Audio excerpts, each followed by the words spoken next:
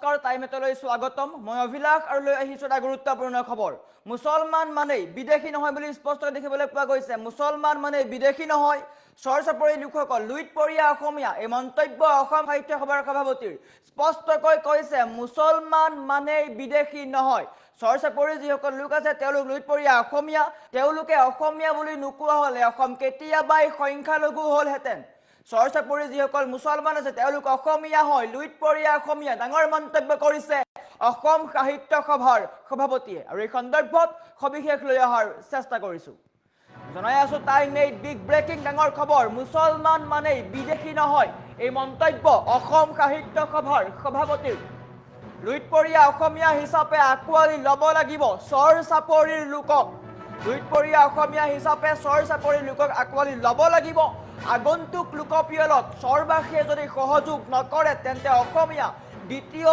শ্ৰেণীৰ নাগৰিক হ'ব সৰ্বাসীয়ে অসমীয়া বুলি পৰিচয় নিদিয়া হলে 1931 বা 1951 চনতে অসমীয়া বা অসম সংখ্যালঘু হলহেঁতেন সৰ্বাসীৰ এই সিদ্ধান্ত অসমীয়া জাতিৰ কাৰণে ডাঙৰ সিদ্ধান্ত বড়ো মিচিঙে অসমীয়া বুলি নকয় কিন্তু সৰসপৰিৰ লোকেহে নিজক অসমীয়া বুলি চিনাকি দিয়ে ডাঙৰ মন্তব্য চৰাঞ্চলত অসমীয়া বিষয়ত ফেল কৰা ছাত্ৰ ছাত্ৰী এজনো নাই সৰৰ ল'ৰা ছোৱালীয়ে অসমীয়াত 100ৰ ভিতৰত 100 নম্বৰো পায় বুলি উল্লেখ কৰিছে কিন্তু যোৰহাট শিৱসাগৰতহে অসমীয়াত ফেল কৰা ছাত্ৰ ছাত্ৰীৰ সংখ্যা অধিক সৰ্বাসী লুইতপৰীয়া অসমীয়াৰ সৈতে সমন্বয়ৰ চেষ্টা চলাইছে অসম সাহিত্য সভাই সাংস্কৃতিক বন্ধনেৰে নিজক অসমীয়া বুলি পৰিচয় দিছে সৰসপৰিৰ লোকে এই মন্তব্য অসম সাহিত্য সভাৰ সভাপতি বসন্ত কুমাৰ গোস্বামীৰ ডাঙৰ মন্তব্য কৰিছে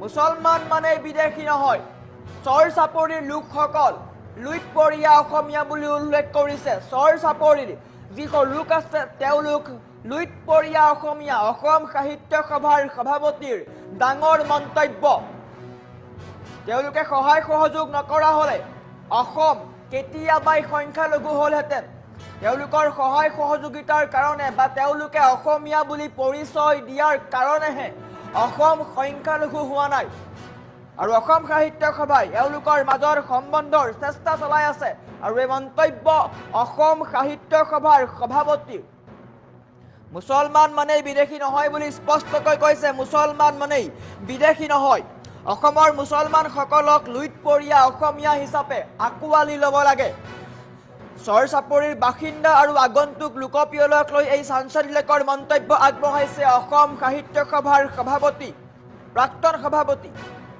ডক্টৰ বসন্ত কুমাৰ গোস্বামীয়ে সৰসপৰিবাসীৰ অসমীয়া প্ৰীতি আৰু জাতীয় পৰিচয়ক লৈ এক বিশেষ সমন্বয়ৰ বাৰ্তা প্ৰেৰণ কৰিছে লোকপিয়লত সহযোগ নকৰিলে অসমীয়া হ'ব দ্বিতীয় শ্ৰেণীৰ নাগৰিক আগন্তুক লোকপিয়লক লৈ ডাঙৰ মন্তব্য কৰিছে আহি থকা লোকপিয়লত সৰসপৰিৰ লোকসকলে যদি সহযোগ নকৰে তেন্তে অসমত অসমীয়া মানুহ নিজৰ মাটিতেই দ্বিতীয় শ্ৰেণীৰ নাগৰিক হৈ পৰিব আৰু এইটো 100% নিশ্চিত বুলি কৈছে সৰ্বাসীয়ে যদি অতীতৰ লোকপিয়লত নিজকে অসমীয়া বুলি পৰিচয় নিদিলেহেঁতেন তেন্তে 1931 1941 অথবা 1951 চনতেই অসমীয়া মানুহ নিজ ৰাজ্যতে সংখ্যালঘিষ্ঠ হৈ পৰিলেহেঁতেন বড়ো জনগোষ্ঠী বা মিচিং জনগোষ্ঠীয়ে নিজক কেতিয়াও কিন্তু অসমীয়া বুলি নকয় এই মন্তব্য কৰিছে সৰ্বাসীয়ে কিন্তু সদায় নিজক অসমীয়া বুলিয়েই পৰিচয় দি আহিছে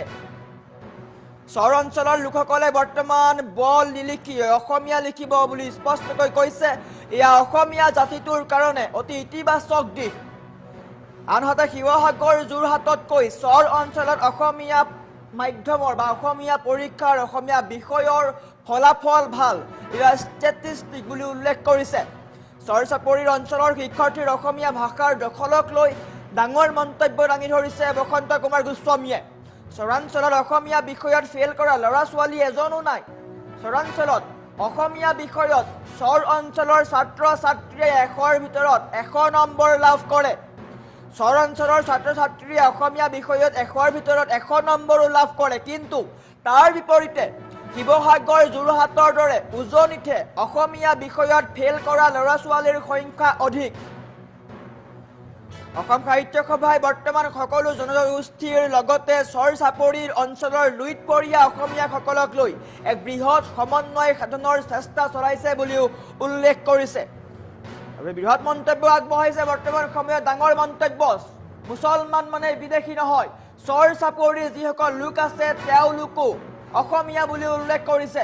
তেওঁলোকে অসমীয়া বুলি পৰিচয় নিদিয়া হ'লে অসমৰ লোক কেতিয়াবাই সংখ্যালঘু হ'লহেঁতেন। এই ডাঙৰ মন্তব্য আগবঢ়াইছে।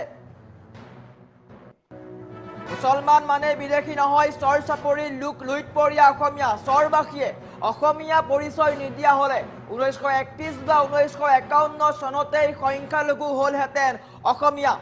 বড়ো মিচিঙে কিন্তু কেতিয়াও অসমীয়া বুলি নকয়। বড়ো মিচিঙে নিজকে অসমীয়া বুলি পৰিচয় নিদিয়ে, কিন্তু চৰ চাপৰিৰ লোকেহে নিজক সদায় অসমীয়া বুলি পৰিচয় দিয়ে। এই মন্তব্য কৰিছে বসন্ত কুমাৰ গোস্বামীয়ে। আমাৰ ওচৰত মন্তব্য আছে, কি মন্তব্য আগবঢ়াইছে দেখুৱাই লোৱাৰ চেষ্টা কৰিছোঁ। আজি কয়াকুছিত এই অনুষ্ঠানটো এইকাৰণেই পাতিছোঁ যে মুছলমান মাত্ৰেই বিদেশী নহয়, সকলো মুছলমান বিদেশী নহয়। বিদেশীলৈ অশ্ৰদ্ধা অসমীয়াৰ বাপতি সাহোন। জাকত জিন যোৱা বিদেশীলৈ শ্ৰদ্ধা সিও আমাৰ বাপতি সাহোন। এই অঞ্চলটোৰ আমি এইখন এইকাৰণেই পাতিছোঁ যে যাতে এই অঞ্চলটোত বসবাস কৰা মানুহখিনিৰ মনটো ভাগি নাযায়। আৰু সেইকাৰণে আমি ভাবোঁ, অসম সাহিত্য সভাই ভাবে তেওঁলোক অসমীয়া। লুইতপৰীয়া বুলি অসম সাহিত্য সভাই অনুভৱ কৰে। কাৰণ অসমীয়া ভাষাটোৰ এতিয়া 48% অসমীয়া ভাষাভাষী লোক আছে। অসমৰ লোকপিয়ল আহি আছে। এইবাৰ চৰ চাপৰিবাসীয়ে যদি সহযোগ নকৰে, অসমীয়া লোক ছেকেণ্ড ৰেট চিটিজন হোৱাটো শতকৰা 100% খাটাং। আজি ইয়ালৈ আহিছোঁ, তেওঁলোকে আমাক কৈছে আমি কেতিয়াও ব নেলেখোঁ, অয়ে লিখিম। গতিকে এইটো এটা অসমীয়া জাতিৰ বাবে আমাৰ এটা বৰ ইতিবাচক দিশ। চৰবাসীয়ে যদি অসমীয়া বুলি নক'লেহেঁতেন 2031 চন, 2041 চন, 2051 চনত অসমীয়া ভাষাভাষী সংখ্যা লঘিষ্ঠ হ'লহেঁতেন। অহা যিটো চেঞ্চাছ, সেইটো হৈছে আমাৰ মূল লক্ষ্য। আজি ইয়ালৈ আমি আহিছোঁ, আমি আশা কৰিছোঁ ইয়াৰ সকলোৱে কেতিয়াও ব নেলেখে, তেওঁলোকে অসমীয়া ভাষা বুলিয়েই নিজৰ পৰিচয় দিব। আমাৰ লক্ষ্যটো হ'ল আমি যাতে কোনো অসমীয়া জাতিটো যাতে ছেকেণ্ড ৰেট চিটিজন হ'বলৈ নাযায়। বড়ো জনগোষ্ঠীয়ে তেওঁলোকে কেতিয়াও অসমীয়া বুলি নকয়, বড়োৱে ক'ব, নহয় মিচিঙে মিচিং বুলিয়েই ক'ব। এই চৰবাসীয়েহে অসমীয়া বুলি ক'ব। যিখিনি চৰ অঞ্চল আছে তেওঁলোকৰ 100খন স্কুল আছে, মোৰ ইয়াতে সোমাই আছে। কোনেও স্কুলত কোনো ফেইল কৰা নাই। আচৰিত কথা। চৰ অঞ্চলত মই বিভিন্ন চৰত গৈছোঁ। মই চৰ অঞ্চলত কোনো অসমীয়াত ফেইল কৰা ল'ৰা ছোৱালী এটাও নাই। মই হজ সমিতিৰ যেতিয়া বিদায় হৈছিলে, তাত মই এটা বাক্য কৈছিলোঁ যে অসমীয়া ভাষা শুদ্ধকৈ লিখা আৰু অসমীয়াত 100ৰ ভিতৰত 100 নম্বৰ পোৱা ছাত্ৰ ছাত্ৰী চৰ অঞ্চলতহে আছে। আৰু এটা কথা মন কৰিব, কম বহুতেই কম। অসমীয়াত ফেইল কৰা লোকৰ সংখ্যা কম, বেছি মানে।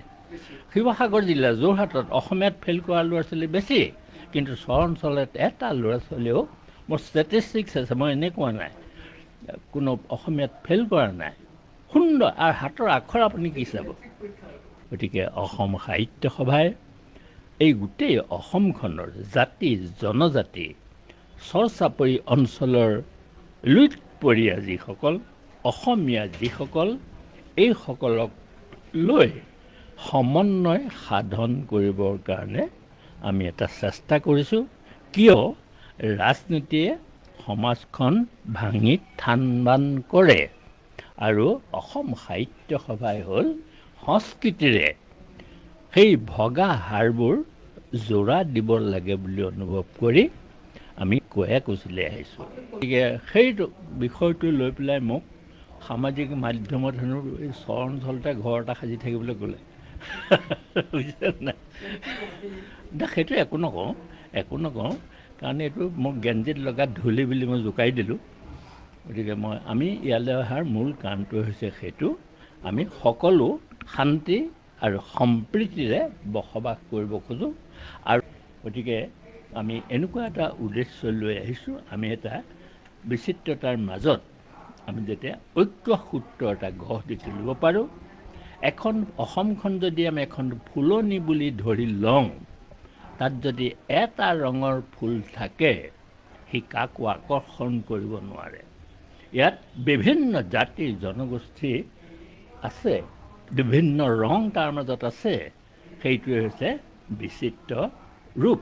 সেই বিচিত্ৰ ৰূপটোৰ মাজতে আমি ঐক্য সূত্ৰডাল বিচাৰি উলিয়াব লাগিব আৰু সাংস্কৃতিক বন্ধনেৰে আমি বান্ধ খাই থাকি আমি নিজকে অসমীয়া বুলি পৰিচয় দিবলৈ আমি যত্ন কৰিব লাগিব, যিটো এই চৰ চাপৰিবাসীয়ে কৰিলোঁ। দ্বিতীয়তে আপোনালোকক আৰু এটা কথা কৈ থওঁ, আপোনাসকল যিহেতু সাংবাদিক, এতিয়াৰ পৰা আপোনালোকে মেলা পানীক লৈ আৰু কোনো বাতৰি কৰিবলৈ সুবিধা নাপাব। আমি সেইটো প্ৰায় শেষ কৰিছোঁ বুলি মই কৈছোঁ। ঠিক তেনেকৈ আমাৰ এতিয়া অসমত বিভিন্ন ঠাইত উচ্ছেদ চৰকাৰে কৰিবলৈ লৈছে। উচ্ছেদৰ প্ৰতি অসম সাহিত্য সভাৰ সমৰ্থন আছে, কাৰণ হিন্দুৱে হওক, ইছলাম ধৰ্ম অৱলম্বীয়ে হওক, চৰকাৰী মাটিত বাস কৰাৰ কাৰো অধিকাৰ নাই। তদুপৰি আমি অসম সাহিত্য সভাই 1999 চনত মানকাচৰত আমি এই আজিৰ দৰে সন্মিলন পাতিছিলোঁ আৰু তাৰ পৰা আমি সফলতাৰ মুখ দেখিবলৈ সন্মুখ হৈছিলোঁ। 2002 চনত কলগছিয়া, যিখনত মিনি বাংলাদেশ বুলি কোৱা হয়, কলগছিয়াত অসম সাহিত্য সভাৰ বিশেষ বাৰ্ষিক অধিৱেশন পতা হৈছিল। সেইবিলাকৰ মাজত আমাৰ মিত্ৰতাৰ সম্পৰ্ক আছে। ঠিক তেনেকৈ আমি আজি কয়াকুছিত এই অনুষ্ঠানটো এইকাৰণেই পাতিছোঁ যে মুছলমান মাত্ৰেই বিদেশী নহয়, সকলো মুছলমান বিদেশী নহয়।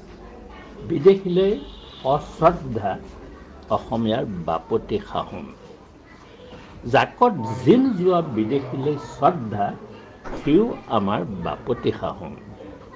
এই অঞ্চলটোৰ আমি এইখন এইকাৰণেই পাতিছোঁ যে যাতে এই অঞ্চলটোত বসবাস কৰা মানুহখিনিৰ মনটো ভাগি নাযায়।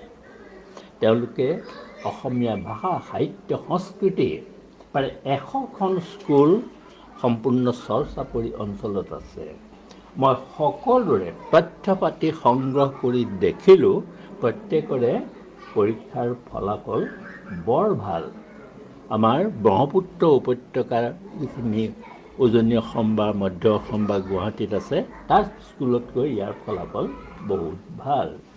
ইয়াৰ ছাত্ৰ ছাত্ৰীয়ে 100ৰ ভিতৰত অসমীয়াত 100 নম্বৰ পায়। মুহূৰ্ততে মোবাইলতে বন্দী হৈ আছে গোটেই কথাখিনি। সেইটোৱেই নহয়, তেওঁলোকৰ যিবিলাক অসমীয়া মাধ্যমৰ স্কুল আছে, তাত অসমীয়া ভাষাটো আমাৰ শিৱসাগৰ, গোলাঘাট বা গুৱাহাটীৰ অসমীয়া পঢ়া ল'ৰা ছোৱালীতকৈ এওঁলোকৰ অসমীয়া অতি শুদ্ধ, নিখুঁত, ভুল নহয়। আজি প্ৰচাৰ যি